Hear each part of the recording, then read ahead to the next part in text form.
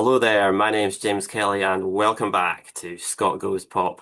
As one or two of my most devoted readers have already noticed, hello Stu, I put my name forward for the SNP internal elections which are forthcoming. And as far as I can see, I am on the ballot. I don't want to tempt fate by saying that in case there's some point I'm missing, but as far as I can see, I'm on the ballot, and that's being the case. It's probably high time that I made an election pitch to explain why I'm standing and why I hope that people will vote for me, and why I hope you will vote for me if you are one of the people that have a vote.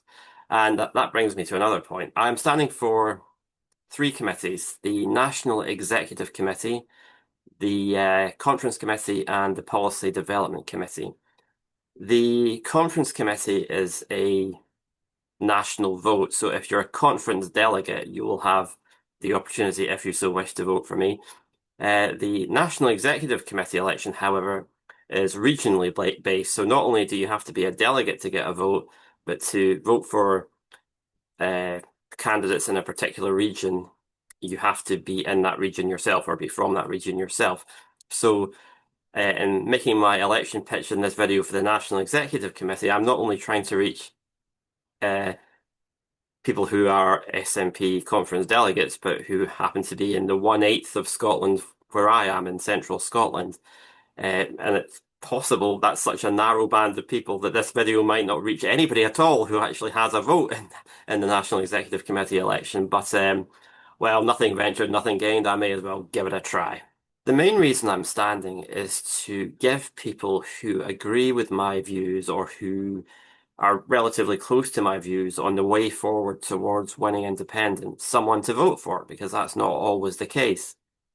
My view is that the SNP owe a debt of honour to the Scottish people, because we, and when I say we, I mean the SNP, promised the Scottish people that because Brexit was a material change of circumstances after the 2014 independence referendum, that they would get a chance to revisit that decision and to make a decision on independence based on the new circumstances where Scotland had been dragged out of the EU against its will, because we did, as a country, vote no in 2014 on an entirely false prospectus. The No campaign promised that voting no would keep Scotland in the European Union, and they also said, of course, that voting yes would risk Scotland being taken out of the European Union, or in fact, they said it was a certainty that it would take Scotland out of the European Union.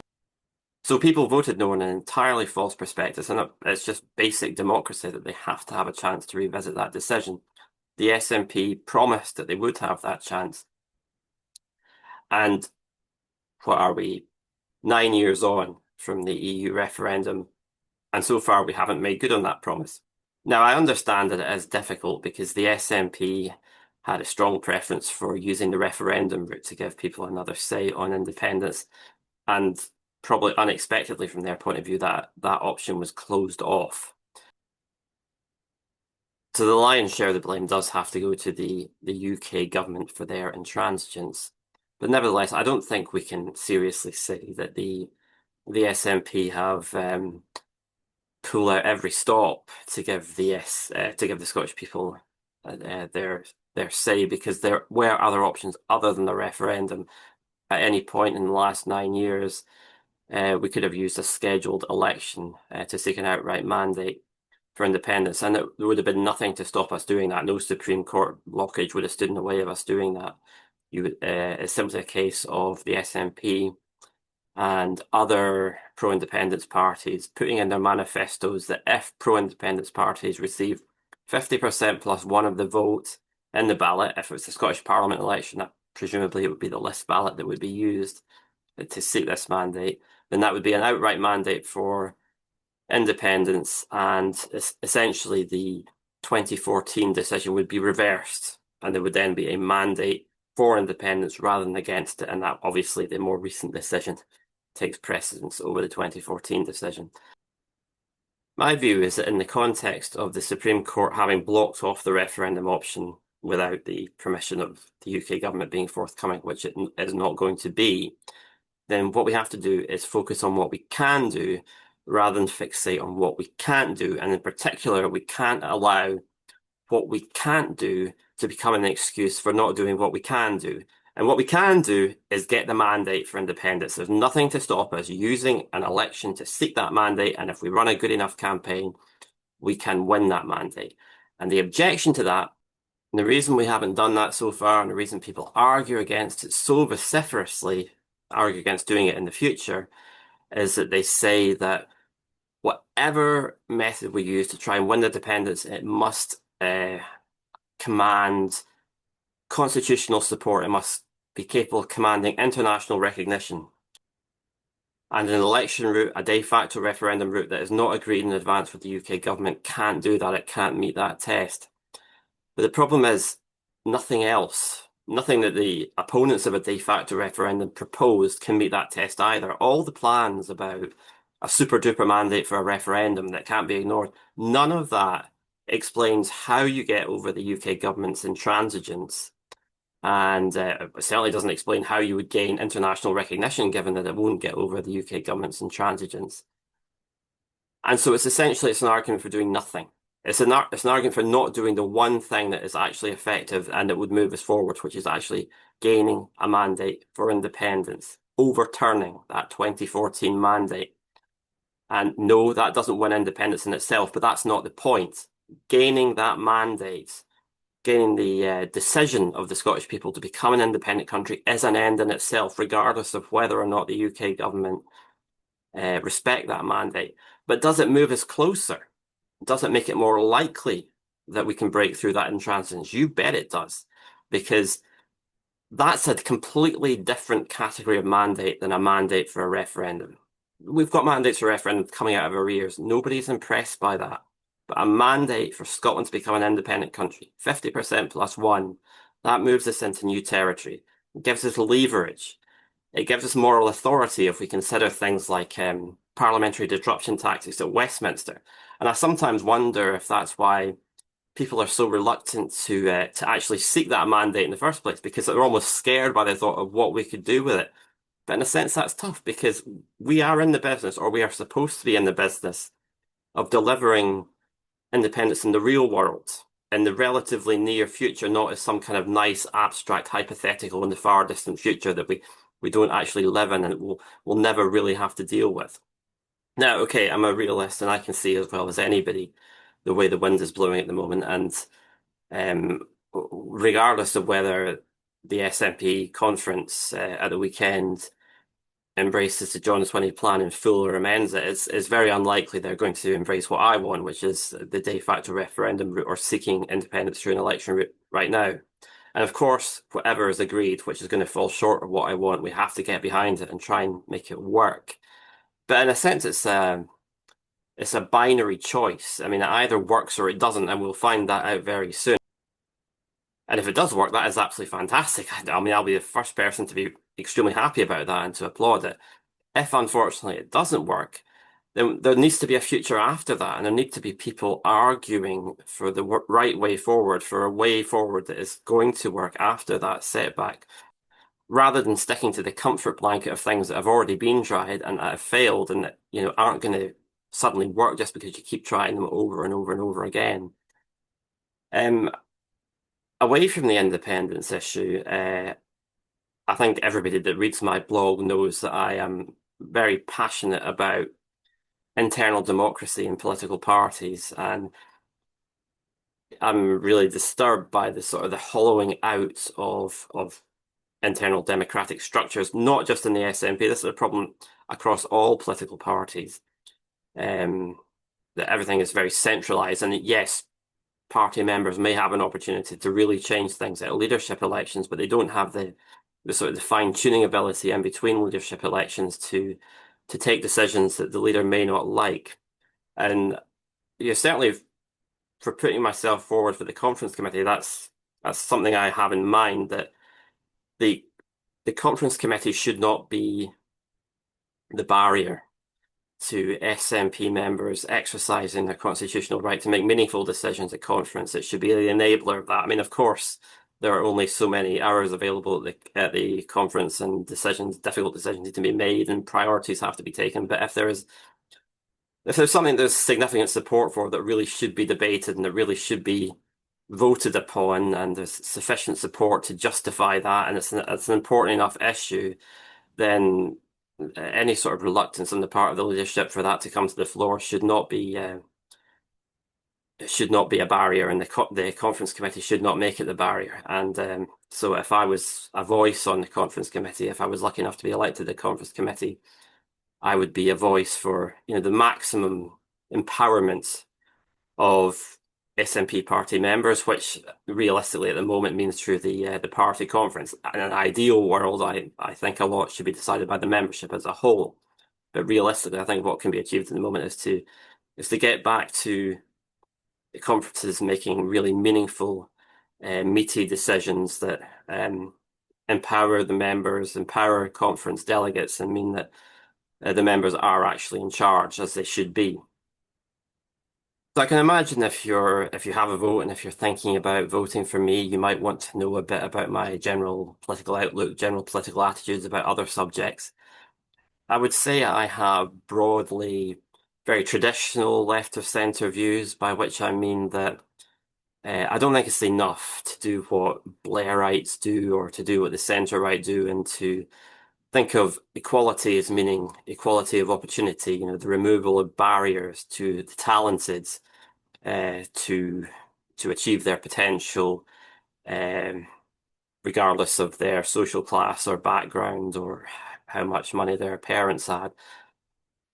There needs to be much more attention paid to equality of outcome, which of course does not mean that everybody is going to be absolutely equal, as would be the case under communism, but there has to be a constant struggle to reduce the gap between, well, the richest and the poorest, but in particular between the very poorest and the average person in society.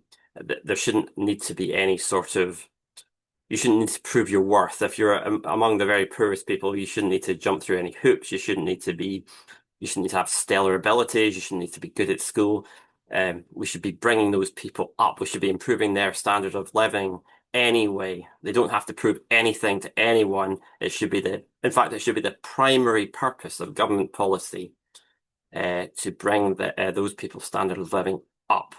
And that benefits the whole of society if you alleviate poverty, because it sort of ameliorates all sorts of other major social problems. If you eliminate the worst poverty, you reduce drug addiction, drug deaths, you ease the pressure on the health service, you improve people's mental health, you make them economically more productive, you reduce the suicide rate, reduce violent crime rate. There are no losers. Everybody benefits. And if we could just bring the focus of government back to, or bring even the focus of society back to the real issue, which is tackling poverty, people would stop finding other scapegoats for the fact that they don't have a good enough quality of life, or they don't have enough money, or that they're not happy with their prospects. And of course, the scapegoat at the moment is always immigrants, which is it's a completely false belief that immigrants are causing most people's problems. Actually, a lot of these problems would be alleviated if we could just tackle poverty. And it used to be people could see that very clearly. That was the main driver of progressive politics. Somehow we've lost our focus. I believe that the criminal justice systems should be reoriented entirely towards rehabilitation. And I don't mean by that in any sense being a soft touch. I think if people are violent and if they pose a real threat to the public, they should be locked away perhaps for an extremely long time. But I mean, if you look at it this way, only a very, very tiny percentage of people sent to prison are on a whole life tariff. So the vast majority will be let out at some point.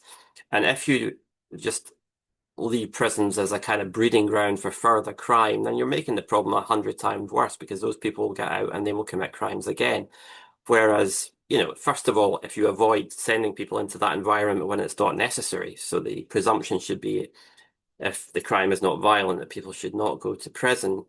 and an alternative, more constructive punishment should be found. But if people really do need to go to prison, then their time in prison should be, and there should be an intense focus on turning those people's lives around, so that when they come out, they can make a, so that they have the skills that equip them to deal with the life on the outside, and they can make a constructive contribution to society, which will benefit, again, will benefit not just them, but will benefit everybody else. Because if they go out and commit war crimes, that just harms the people on the outside.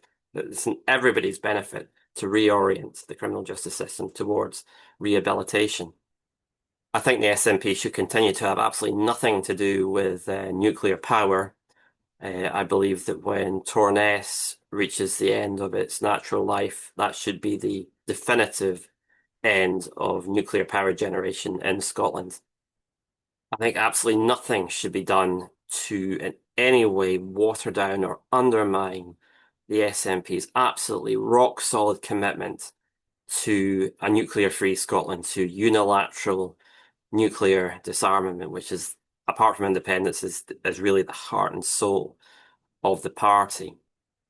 There has been this increasing sort of disturbing chatter that because the SNP is now a pro-NATO party, and because ultimately NATO is a nuclear weapons alliance, that there has to be some sort of greater maturity in inverted commas, and that Scotland will have to be a bit more flexible about how it thinks about its relationship with nuclear weapons.